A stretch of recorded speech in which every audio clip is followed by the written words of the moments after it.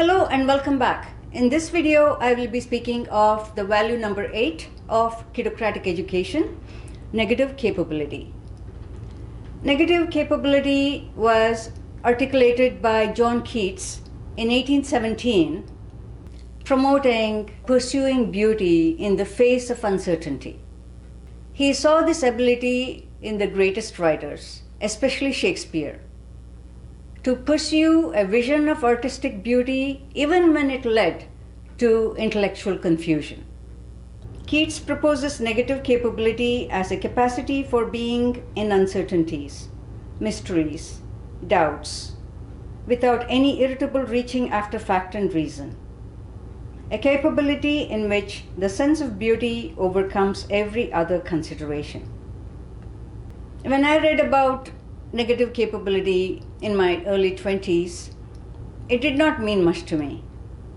Then I craved certainties. So what has changed? What has changed is that I have unlearned privileging knowing over being.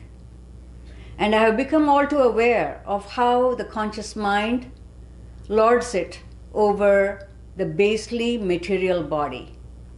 In fact, according to Deleuze and Guattari, the conscious mind is attuned to molar aggregates, whereas the unconscious is pursuing molecular affiliations. And I have learned to sit with uncertainties so the unconscious can offer insights, intuitive insights, through dreams and random thoughts.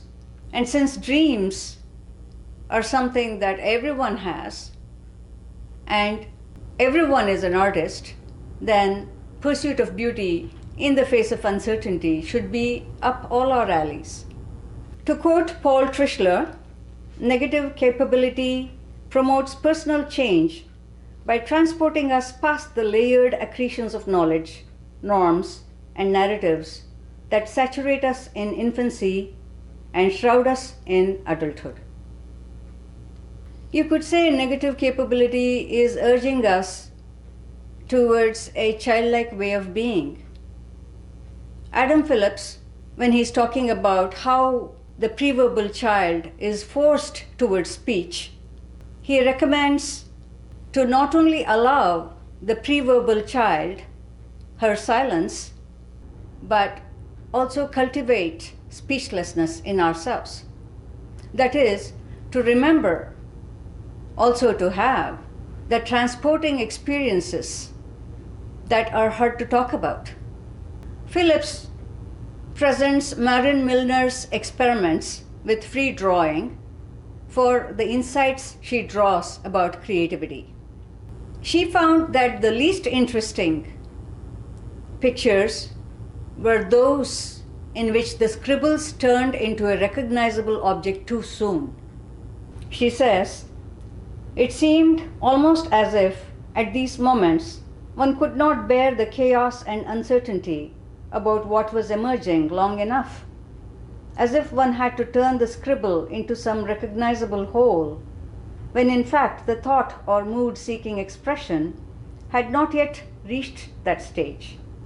And the result was a sense of false certainty, a compulsive and deceptive sanity, a tyrannical victory of the common sense view, which always sees objects as objects, but at the cost of something else which was seeking recognition, something that was more to do with imaginative than with common sense reality."